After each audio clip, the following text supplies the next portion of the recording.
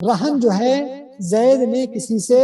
سامان لیا، ٹھیک ہے، یا کچھ رقم لیا، اب رقم یہ واپس کرنے میں سامنے والے کو شک رہا تو کہتا ہے کہ مجھے کچھ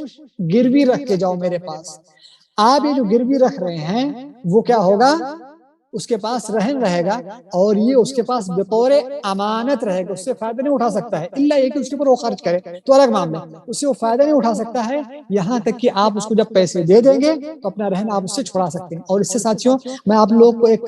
مسئلے کی طرف تنبیہ کرنا چاہتا ہوں، ہم لوگ کے ماحول کے اندر جو ایک ہیوی ڈپوزٹ وغیرہ جو معاملہ چلتا ہے کہ گھر جو ہے کوئی انسان لینا چاہتا ہے تو ہیوی ڈپوزٹ دے دے اور گھر میں رہنا شروع کر دیتا ہے، پھر 2 سال کے بعد 3 سال کے بعد گھر کا مالک آپ کو جب پیسہ واپس کرے تو آپ اس کو گھر چھوڑ کے چلے جاتے ہیں۔ یہ جو کیفیت ہے ساتھیوں، اس کو اہل علم جو ہے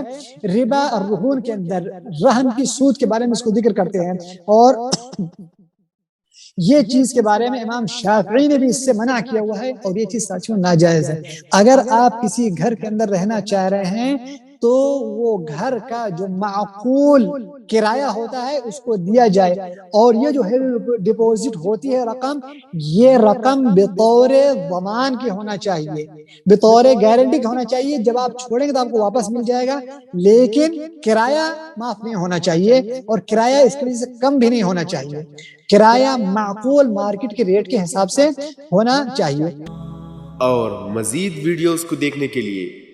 آپ ہمارے YouTube چینل کو سبسکرائب کریں۔ فجزاکم اللہ خیرا۔